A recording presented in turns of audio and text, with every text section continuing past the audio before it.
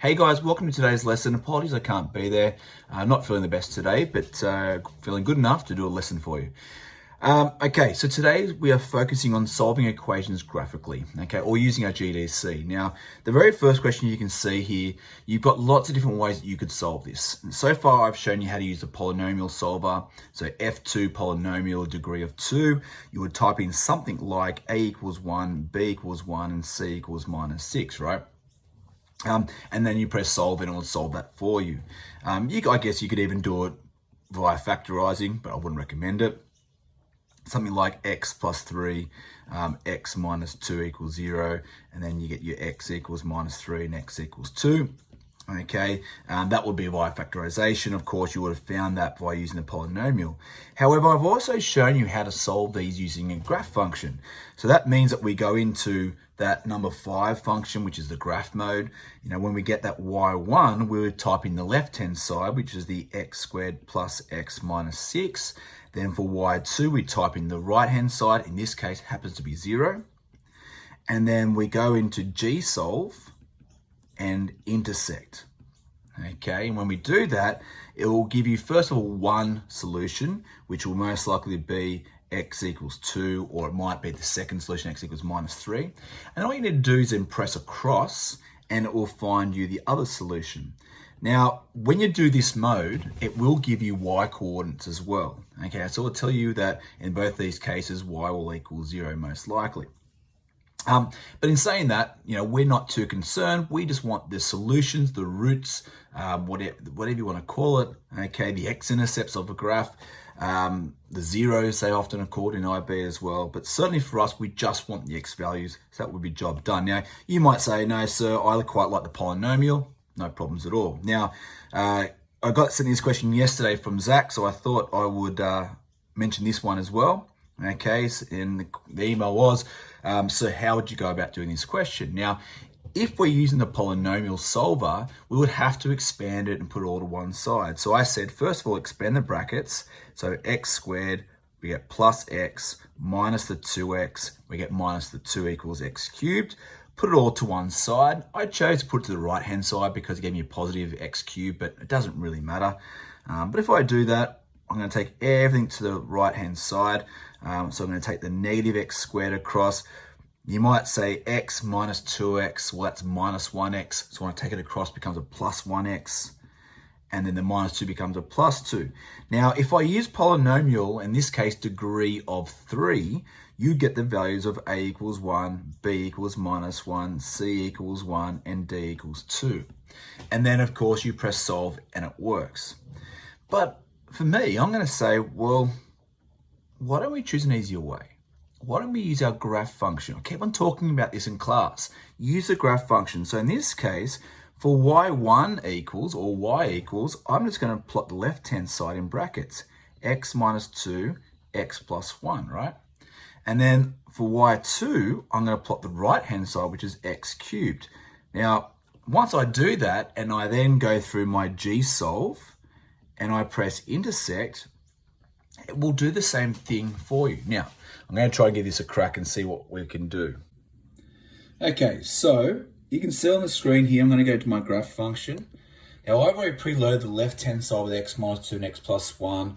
I've put the x cubed underneath that. So always put the left hand and then put the right hand as separate. So whatever is on the left hand, the equal sign, put in the first y1, the right-hand side, that's what the y2 is going to be. I'm now going to press draw. Okay, so you can see I've got the parabola here. That's that first one, the left-hand side.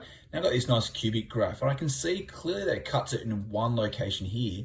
It doesn't look like it cuts at this other one, but let's just double check. So I'm going to press intersect. It's going to give me that first one. You can see that the first one is clearly going to be x is equal to negative 0.81, let's say 811 to 3 sig figs. Now, I don't really need that y value because it just says to solve for x, so I've done that. I'm going to press across just to double check, and it's already calculated and there's no change, therefore that means there's only one solution, okay? Okay, so that's pretty much how you do it, and it's super, super easy, right? So let's have a look at a harder question. Let's look at example 3 now. Now, example 3, you can see I've got x cubed plus x to the negative 2 equals 3. So, again, I wouldn't even know how to do this on a polynomial. Like there's no really other way I can really do this question. So I'm going to put the left-hand side, okay, into y1. I'm going to put the right-hand side into y2, just like I did there. So I'm going to exit out of that. I'm going to click up, and in this one, I'm going to write, so it's x to the power of 3. Make sure you press that X button. Then I'm going to push across, and it says plus x to the negative 2. So plus x to the power of negative 2. I'm going to press enter. So it's clearly got the left-hand side in. I'm now going to put 3 in. So I've got the two functions here. Remember, that's a horizontal line, y equals 3. Okay, I'm going to press draw. Now you can see that's my nice horizontal line. You can see really clearly there are 3 solutions this time. So I've got a bit more going on here. So I'm going to press G solve. I'm going to press intersect. And it's giving me the very first solution. So let's write that solution down.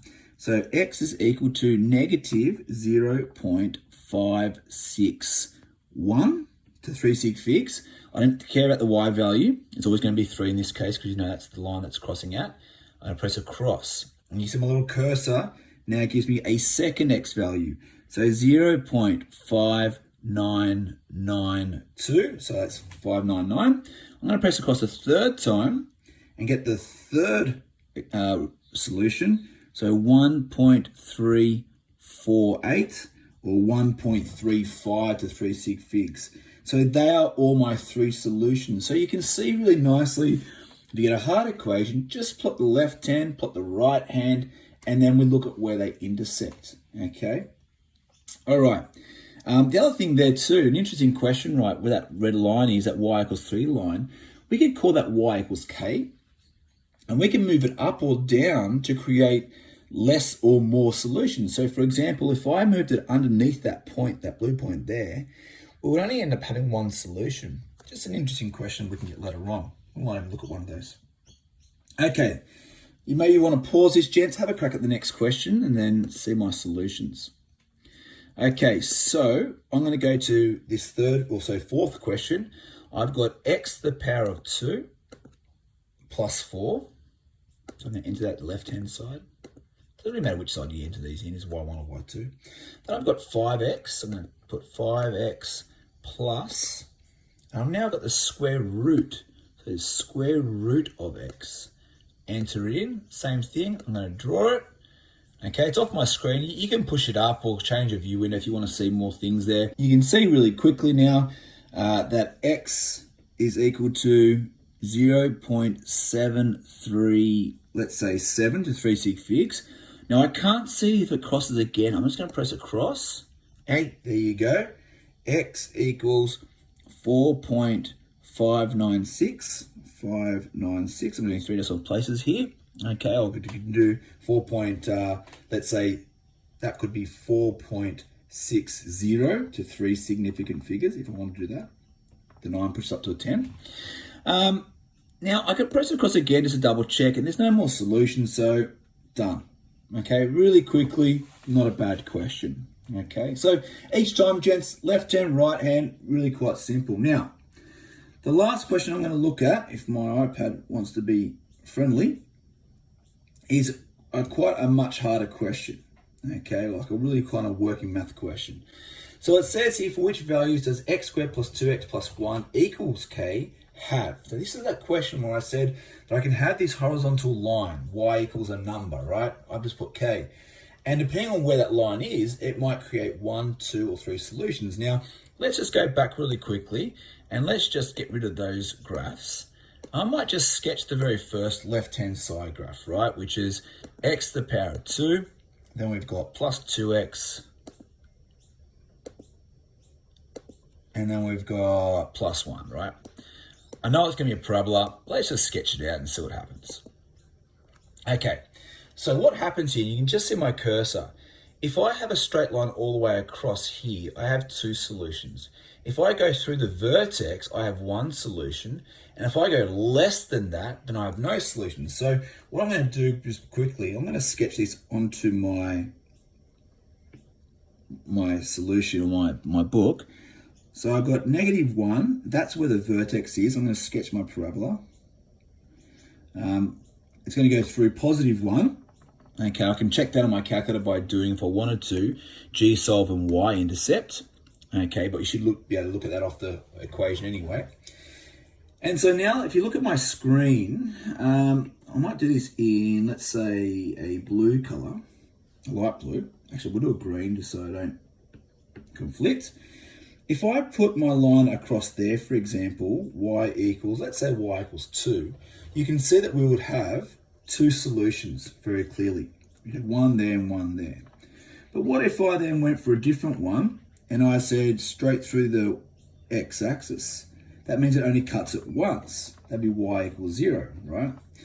And then I could go one step further and actually put it underneath the parabola. Let's say y equals, let's say, -3, and we'd have no solution. So there are a number of different cases where I put that y equals line, that horizontal line. So depending on the values of k, can change the number of solutions. The most important one for this kind of a question is that one there, okay, the one solution, because that's where I know the vertex is going to be. Okay, again, on my calculator, if I wasn't sure, I could go the minimum value. Okay, the minimum value is x is -1 and y is 0. Very clear, I can see that. So for one solution, k must equal 0 because it's in the form of y equals k, and you can see really clearly there that that value has to be 0 to have it 1. In order for me to have it more than 1, so two solutions, it's got to be bigger than that 0 line. Now I could put y equals 2, but what about y equals 3 or y equals 1.5 or y equals 0.2, for example? Anything above 0 will work for two solutions. So what I'm going to put here is k must be greater than 0. Okay, it can't be equal 0 because when it equals 0, we know it has one solution. Now, if I look for no solutions, well, anything underneath that 0 line, so that's k is less than 0, will give me these kind of values where it doesn't cut it at all. So it is a bit challenging, but as I said, when I get back to school, I'll go through it with you a second time. Remember our equations. I believe one of the easiest way to solve any equation is simply to sketch it. Sketch the left hand as y1, the right hand as y2, G solve, intersect, bang. Every single time gets you to your solutions. Just ensure you press across to see if there's more than one. I hope you're well, gents, and hopefully I'll get back to school for our next maths lesson. Otherwise, I'll have something else prepared for you. Have a wonderful day, gents.